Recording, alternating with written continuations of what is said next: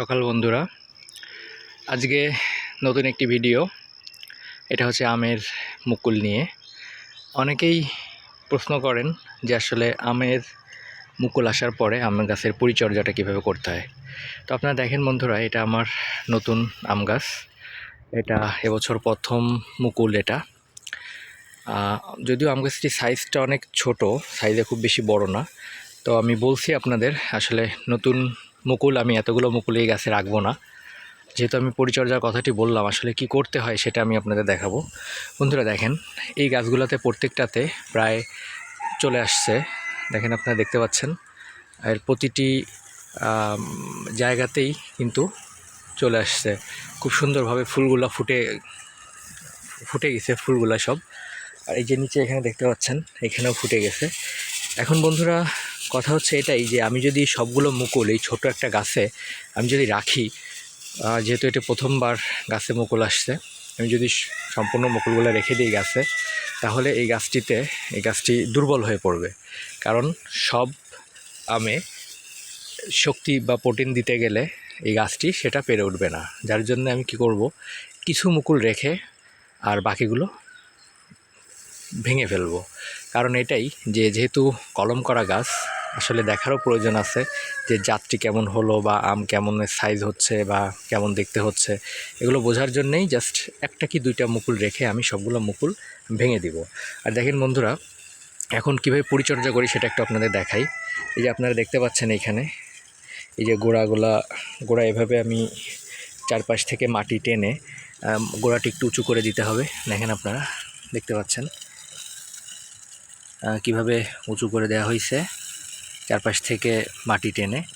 আর আমি এইখানে আমার নিজের তৈরি করা একটি ঝর্ণা, সেটা দিয়ে আমি এখানে পানি সেচ দিই। আমি সেটাও আপনাদের দেখাচ্ছি।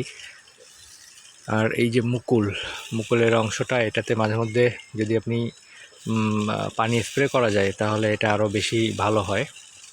তো আমি সেই ব্যবস্থাটি আপনাদের দেখাচ্ছি। কারণ কুয়াশা মুকুলের জন্য খুব ক্ষতিকর। এই জন্যে যদি কিনা মাঝে মধ্যে পানি সেচ দেওয়া যায় মুকুলে, তাহলে আরও অনেক বেশি ভালো হয়। তো বন্ধুরা, আপনারা দেখতে পাচ্ছেন আমার পানি সেচের যেটা আমি নিজে তৈরি করে নিয়েছি। দেখেন, এটা খুবই সস্তা। দেখেন আমি মুকুলে কিভাবে পানি স্প্রে করে দিচ্ছি। হ্যাঁ, এটাতে শুকনো মৌসুমে মুকুলগুলো ঝরে পড়বে না, সব মুকুলগুলোতে পানি থাকবে এবং আমি সমস্ত গাছে আমি স্প্রে করে দিব। দেখেন বন্ধুরা, কত সুন্দর পদ্ধতিটা। আপনারাও চাইলে এভাবে সমস্ত মুকুলগুলো মাঝে মধ্যে ভিজিয়ে দিতে পারেন, তাহলে মুকুলগুলো ঝরে পড়বে না।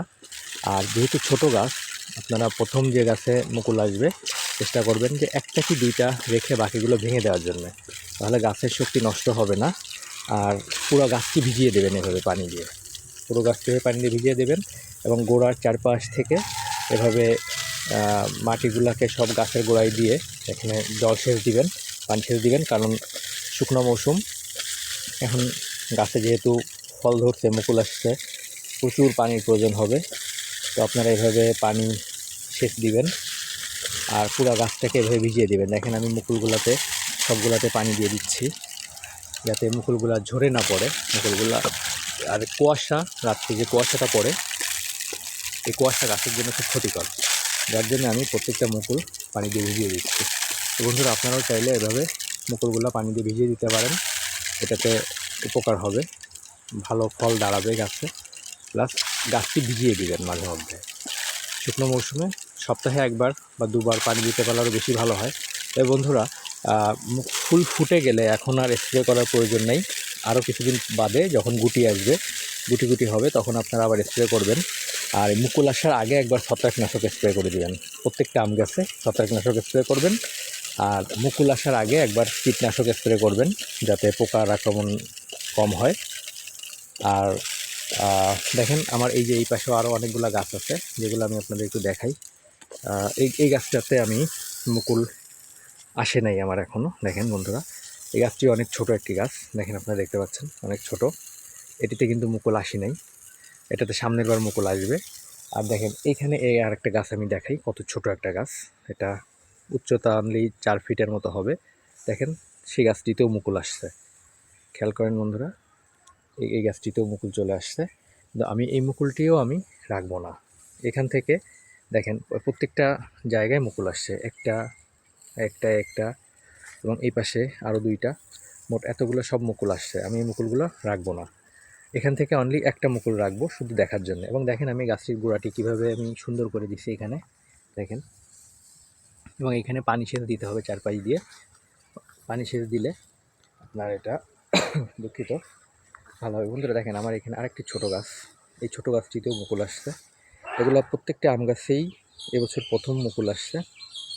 দেখেন আমি এই মুকুলগুলোও রাখবো না, আমি এই মুকুলগুলো ভেঙে দিব।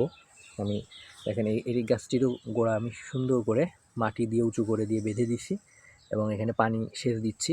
দেখেন গাছের গায়ের থেকেও মুকুল বের হয়েছে। আমি এখান থেকে 1টি কি 2টি মুকুল আমি রাখবো, আর বাকিগুলো আমি ভেঙে দিব, শুধুমাত্র দেখার জন্যে যে আমার এই কলমটি সঠিক জাতের কি না, বা আমার আমের সাইজ বা আমের কালার কেমন হচ্ছে, খেতে সুস্বাদু কিনা, এটা বোঝার জন্য আমি 1টি মুকুল রাখবো, আর বাকি সবগুলো ভেঙে দিব। কারণ এত ছোট গাছ যদি আমি সম্পূর্ণ মুকুলগুলো রেখে দিই, এই গাছগুলো বাড়তে পারবে না এবং ভালো ফল সামনের বার আমি পাবো না। এর জন্যে আমি মুকুলগুলো ভেঙে দিব। তো বন্ধুরা, এই ছিল আমার আজকের ভিডিও।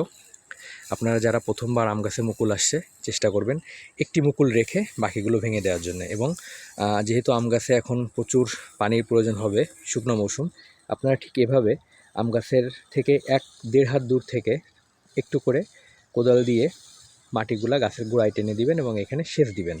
তাহলে দেখবেন যে আমের একটি মুকুলও ঝরবে না। আর কুয়াশা লাগলে আমের মুকুল ঝরার একটি সম্ভাবনা থাকে, তো আপনারা চেষ্টা করবেন যেন কুয়াশাটাকে স্প্রে দিয়ে ধুয়ে দেওয়ার জন্য। আমি যেভাবে পানি সেচ দিচ্ছি, ঝর্নার মতো একটি মুখ, শাওয়ারের যে মাথাটা, ওইটা আপনি মোটরের পাইপের মাথায় লাগিয়ে খুব সহজে আপনি তৈরি করে নিতে পারবেন কম খরচে, এবং সেগুলা দিয়ে আপনারা ইচ্ছা করলে এরকম সুন্দরভাবে সেচ দিতে পারবেন। দেখেন বন্ধুরা, আমি গাছের গোড়াটি ভিজিয়ে দিলাম, এটার কারণে আমার এই গাছটি আর শুকনো মৌসুমে কোনো সমস্যা হবে না, এবং এভাবে আমি স্প্রে করে দিচ্ছি। কত সহজ পদ্ধতি দেখেন বন্ধুরা। আমার একটি মুকুলও এখান থেকে ঝরবে না, কারণ মুকুলগুলো শুকনো হবে না। এই শুকনো মৌসুমে অনেক খরা, অনেক তাপ, যার জন্য মুকুলগুলো সমস্যা হবে না।